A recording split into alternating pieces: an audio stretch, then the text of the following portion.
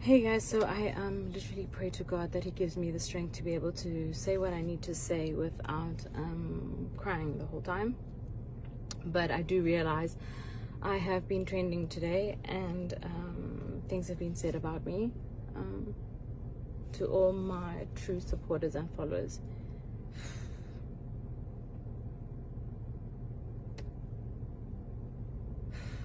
I honestly feel like you guys know the core and the essence of what I am, so I would be doing myself a disservice by not saying something.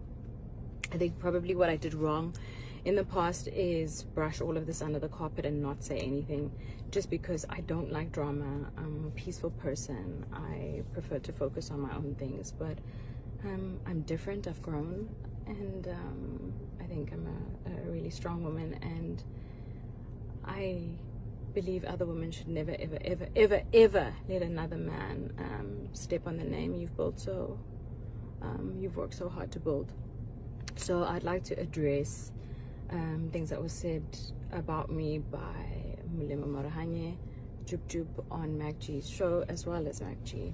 Okay, so there's three things that I mainly want to address. The first was saying that he smashed me. First of all, Mulema, you raped me.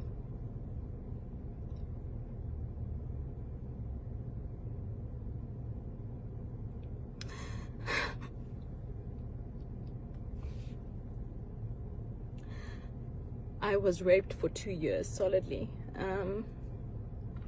So please don't make it sound like it was a relationship. I was absolutely afraid to leave. Afraid of the power that your mother had in being around you at the time. I was aware of the stifling and sifting of money your mother was doing with Oprah, so and also what you guys did in terms of Muti and medicine, which you made me believe my life would be at danger if I spoke up. So no, you didn't smash me. You forcefully opened my legs and forced yourself on me numerous times for 2 years, and made me believe I had no way out.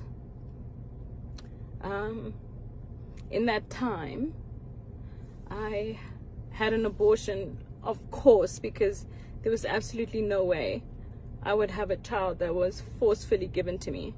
And the most painful part about all of this is that I was a virgin. And I told him at the time, I had told JubJub that I was a virgin, and I planned to be a virgin until the day I got married. And the first time he raped me, the next morning, I had been trying to get hold of my friend the whole night who lives in my building, but the next morning when he eventually did open the door, and he can be a testimony to this, is Richard Lukunku, you know, I came to you because I didn't know what to do, and I came to you crying for help.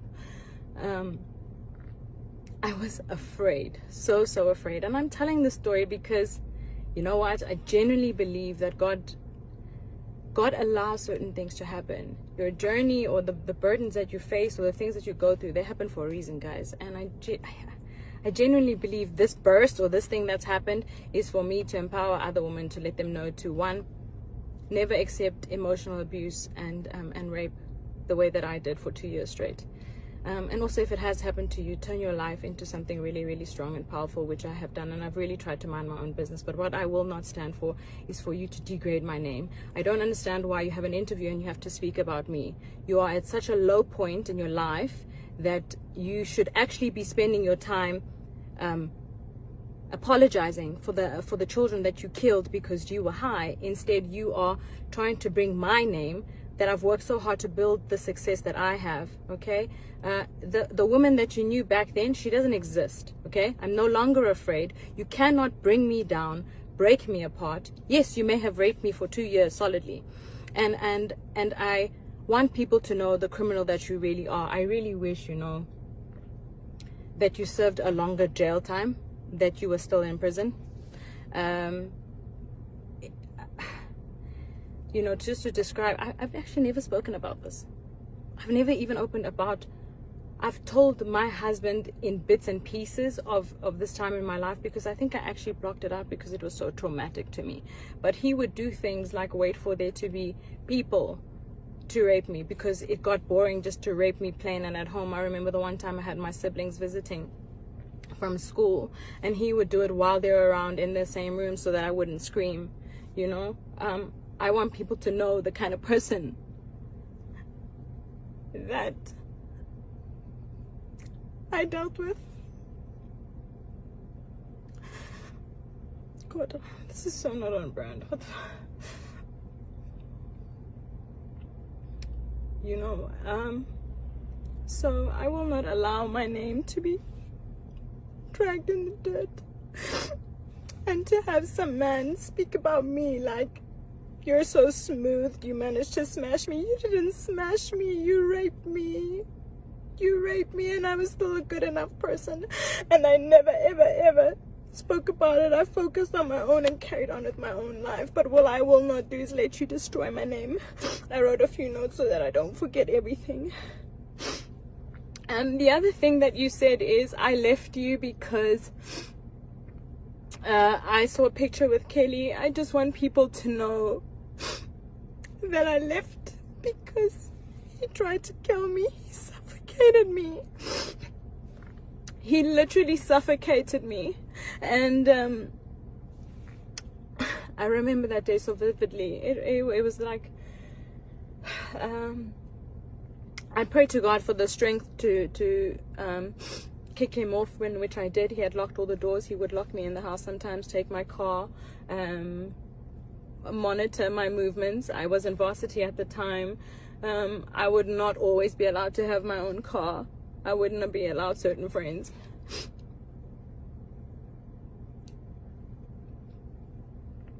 My friend Lusanda, who was the only friend who was allowed in my life at the time. Lou, you know what happened to me. You've seen it happen over all those years. So, it's not true. I didn't leave because I saw a picture. I left because he tried to kill me. And I was always afraid to leave because of the threats that were made. But at that moment where he tried to kill me, I knew that the very thing I was afraid of, which was dying, I knew was meant to happen that day. So I actually got away. And when I got away, I went to the police station to try and open a case of abuse and rape and attempted murder. And the police officer said to me to go home and think about my decision, because she is so sick and tired of women coming to report their boyfriends and husbands only having to take them back after all the abuse. So I just wish I had more information about how to get out and how to deal with rape and what it is that you should do when it happens to you. But in the beginning stages when it happened to me, I would reach out to my friends and they didn't do anything. One of my friends still today calls me and says he regrets not helping me.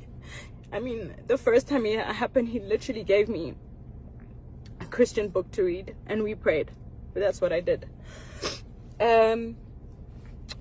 So trying to find my strength. Anyway, so that was the real reason I left. I left because my life was in danger, and I tried to open a court case. I tried to open a case against him, and our police system failed me. The lady sent me home because she says that women always go back to gender-based violence.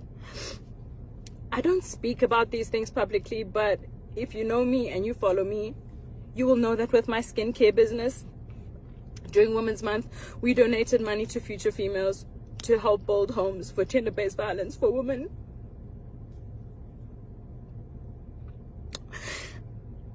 For women who have been victims to gender-based violence. This is a cause I am extremely passionate about. And it's enough. My name will not be destroyed by a man ever again. The other thing that I would like to address, sorry, my phone cut, is saying that I specifically came to visit Mulemo in prison on some personal visit.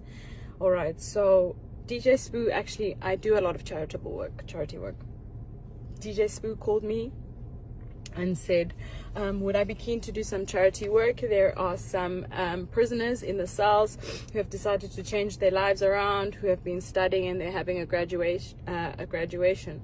So I actually went there for a charity event. I had no idea that Molemo was one of the criminals locked up in that very prison. I had no idea he would be there. I had no idea there would be media there. I went there for a charity event, and in fear, I panicked. He asked for a photo. I took the photo and did my best to smile. But I did not go there to visit him. So, speaking in public, telling people that I came there to come and have a personal visit is not true. The other thing I want to say is, one of his close friends had reached out to me because there was a funeral, and he said to me, Amanda, hey, we haven't heard from you in a long time. You know, what happened to you? And I said, well, you know, to be blatantly honest, your friend has been raping me. I endured rape for 2 years, so I don't ever want to see him again. And he said, why didn't you say something? Because we've had so many out-of-court settlements for him doing similar things to different women. So, MacG, Molemo, Marahanyo, JubJub, both of you, for the fact that you, especially MacG, you find gratification of not verifying facts for your own personal gain and financial standing, when you could potentially be destroying people emotionally, not knowing what they have been through. I urge any woman who have been abused, raped by both MacG or Molemo to come forward. And Kelly Kumala, I just want to say, I believe you. And I think you're an incredible mom. I don't need to know the details because I endured the trauma myself. And I know you probably fought to be alive too. So, you know, any woman who've endured any abuse from MacG, from Molemo, JubJub, because I genuinely believe that it takes an abuser and someone who condones gender-based violence to have been able to conduct an interview like this and to speak of women in such a manner. It is 2021, guys. It is not okay anymore. Okay, we may have accepted your abuse before. Our parents and grandmothers before us may have accepted it, but this stops here. Okay, I am the example.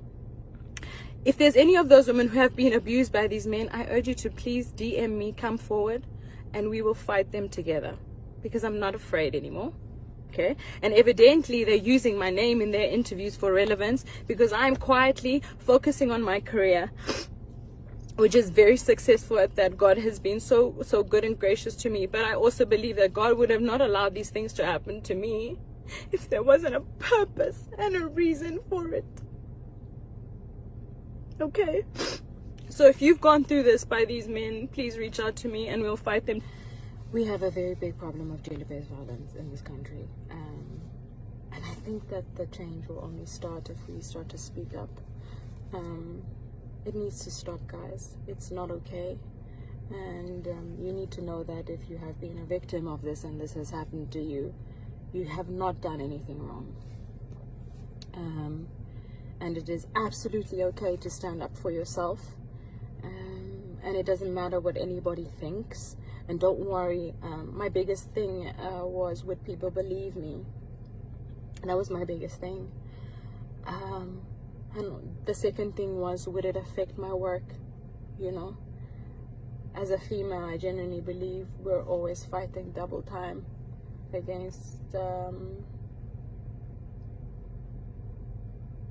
the opportunities that men have. So I didn't want to create any problems for myself. I just wanted to make sure that I was successful at all costs. And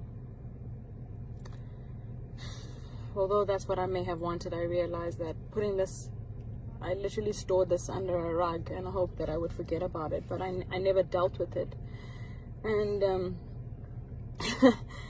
listening to a podcast like that, having it played back to me, I cannot believe that somebody would fabricate that amount of lies Malemo, I don't know. Obviously, I know why. This is for clout. Here's my attention. You wanted my attention. You got it. But this time, you're getting my attention, and I'm fighting for every single person who has been abused, harassed, and raped. It stops here. It stops now. You no longer have to accept this. And MacG, you will no longer use a female's name for your financial game. Your publicity of your podcast is not more important than the safety of our women. Okay, the change starts with us. If we don't protect our women, which you two have both done a terrible job at doing, I'm going to change that narrative. Okay, it stops here. It stops now. I'm actually really proud of myself for speaking up about this and telling my story. For years, I was traumatized. I remember literal flashbacks of my younger sister and I literally running away from the house because we were afraid. We were afraid of what would happen to us. And now I'm in such a position where I'm empowered, I'm strong, and I know that God is in control. I'm not afraid of you. And it's wrong what you did. You took the virginity of a woman who was saving herself for marriage. Not once, but you continuously raped me for 2 years. My spirit almost died. I almost died. I tried to kill myself twice because of what you did. But you know what? I'm so grateful. I don't regret anything that has happened to me. I think I've come out stronger. A lot of people ask me how come I'm able to keep going that much more, why it is I'm so resilient and so strong. And this is it. This is the proof. When you've gone through so much and you still choose to overcome, like, I'm in a place where I'm fearless. I'm not afraid of you, okay? And I will take you up to court legally for defamation of character, both MacG and JubJub. It is not okay for you to drag my name in the dirt, that you guys need to be relevant for whatever reasons in your career, okay? I will meet you in court, and any women who have been harassed, raped, and abused by these two men, I have your back. Kelly, this is including you. If you guys needed just a little bit of more support to fight these people, I got you. It stops here. This is rubbish, okay? The change starts with us, and we are the change. I love you guys so much. Really. All of you that have been such an important part of my journey and my career, and it's been an amazing opportunity to grow with you, and I think it's important that I share this with you. So yeah, I'm standing for change, and I will fight this, and you will not drag my name that I've worked so hard to build.